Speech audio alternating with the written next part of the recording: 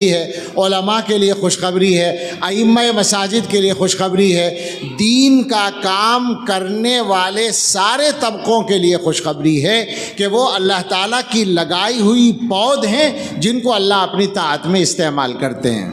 میں یہ کہہ رہا تھا کہ جس بندے کو اللہ تعالیٰ اپنے دین کے لیے استعمال کر لیں تو اس کی سعادت ہے، آپ پر کوئی احسان نہیں ہے۔ مگر ہمیں ایک بات بتائیں، ذرا میں اسی بات کو اردو میں کہہ رہا ہوں، کھول کر کہہ رہا ہوں کہ یہ مدرسوں میں پڑھنے اور پڑھانے والے جتنی تنخواہ پاتے ہیں یا مسجدوں کے امام جتنی تنخواہ پاتے ہیں، یہ تو کوئی راز نہیں ہے، سبھی کو پتہ ہے۔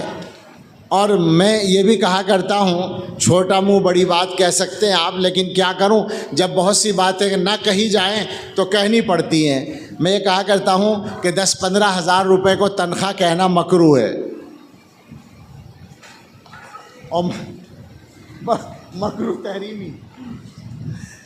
30 ہزار سے کم کو تنخواہ دینا، تنخواہ کہنا بالکل مناسب نہیں لگتا ہے۔ یعنی 1,000 روپے روزانہ تو آدمی کو ملے، اس سے خرچہ چل سکتا ہے تھوڑا بہت مناسب انداز میں۔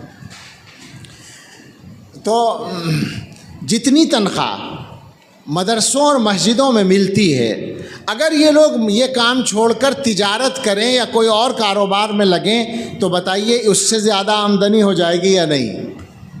پکی بات ہے، اس سے زیادہ تو ہو ہی جائے گی۔ اس سے زیادہ تو مزدور کو مل جاتی ہے نا آج کل۔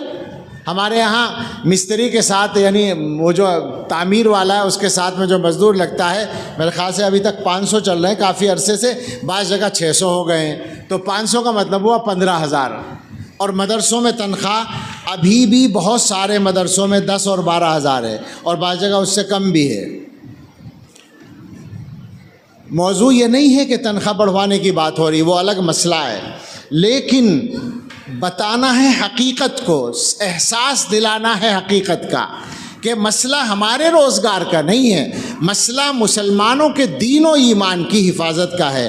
آج کے حالات میں جو کچھ ہو رہا ہے دنیا میں وہ کسی سے ڈھکا چھپا نہیں ہے، نہ ان کی باتیں راز ہیں نہ ہماری باتیں راز ہیں، نہ ان کے کام راز ہیں نہ ہمارے کام راز۔ آپ سمجھ سکتے ہیں کہ دنیا کی طاقتیں، امریکہ سے لے کر ہندوستان تک جو بھی طاقتیں کام کر رہی ہیں وہ کس کو نشانہ بنا رہی ہیں؟